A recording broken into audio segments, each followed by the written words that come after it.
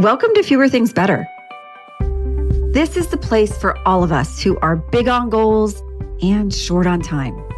Together, we'll explore smart, simple ideas on how to retrain your brain and unlock your life. I'm your host, Kristin Graham. Let's get started.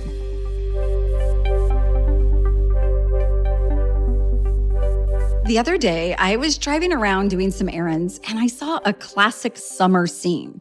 There was a young girl behind a lemonade stand on a busy street corner. There was a scribbled sign, a little folding table, and a couple of pitchers with some bright-colored liquid. When I passed the first time, I gave it a quick glance and smiled. On the way back, though, I realized I was going to pass by them again, so I took a second look. Now, there was another girl out there, and they were both waving their arms at cars. I decided to stop, even though, like most days, I didn't have any cash on me. There also wasn't an easy place to pull over, but I was committed to this lemonade quest, so I put on my hazard lights and popped out of the car. As soon as I said hello, they asked what type of lemonade I wanted. Well, I'd love to get some of your lemonade, but I don't actually carry cash on me, I said. One of the girls immediately replied, "That's okay. Do you have any quarters?" It was so charming and honestly kind of strategic. A hopeful Hail Mary in the currency game, maybe. This spontaneous stop stuck with me all day. And it got me thinking about how much of life is like an actual lemonade stand. The bottom line on top of this episode is that we need to occasionally check if we're making it easy for others to buy what we're selling. In other words, do we make it hard for people to help us? Not just in lemonade stands, but in business, in conversations, in the way we share or don't share our stories throughout life. But back to the early entrepreneurs. The young ladies, I found out, were both about 11 years old, and they were doing this for a purpose. They wanted to raise money for a friend and classmate who was going to have a kidney transplant. It's a big story, and right as they were telling me, another customer wandered up carrying some crumpled dollar bills. His name was Elijah, and his mom was in a nearby minivan while he came to collect the drinks.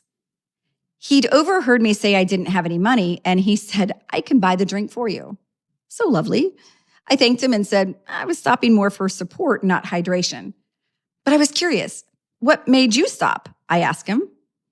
He said they were heading home from sports practice and his mom suggested they swing by.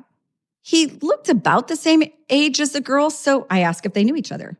"Nope," he said. So I nudged one of these budding businesswomen to introduce themselves and tell them why they were selling lemonade. They did, and then he said, "Oh, cool. Hey, here's an extra $1 for that."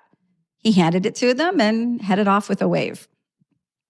I was lingering around a bit longer. I offered a few tips on how people like to know who they're buying from. And then when people know your name and your why, it becomes more about people and not just a pitch. And sure, maybe I mentioned that they should have a QR code on their sign or something, but that's a different marketing lesson for another day. It was time for me to leave, clearly.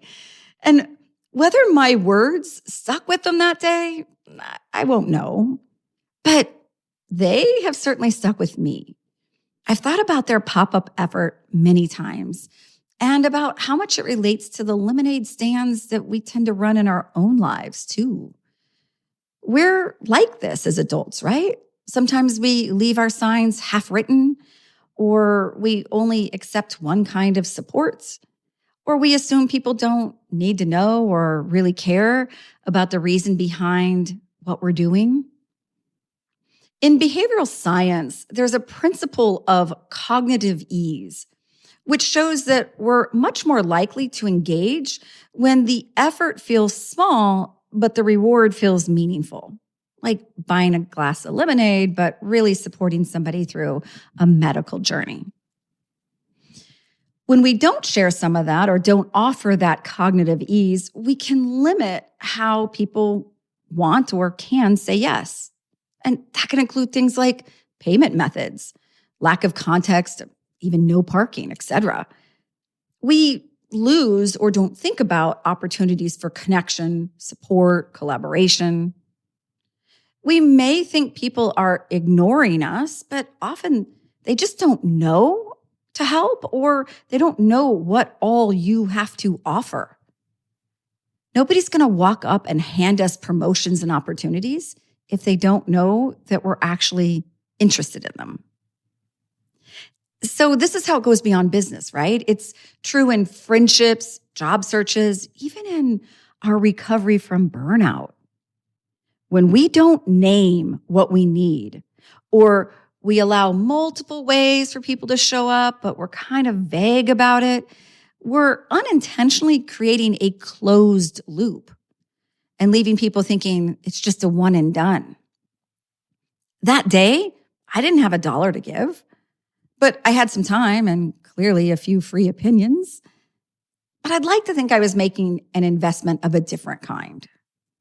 So whether you're actively selling your own version of lemonade or you're just trying to make it through the week, think about how you can be more clear about your ask. Tell your story before people have to dig.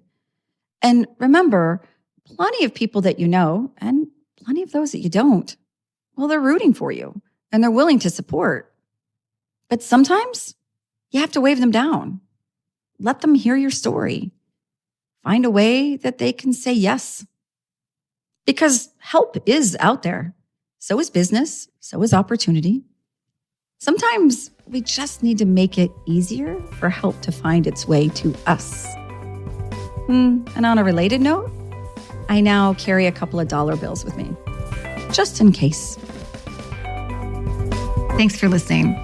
You can find a lot more like this by following me on LinkedIn or going to unlockthebrain.com and joining the mailing list. And if you found value in this podcast, please take a moment to rate or comment. Thanks so much. And now let's go do fewer things better.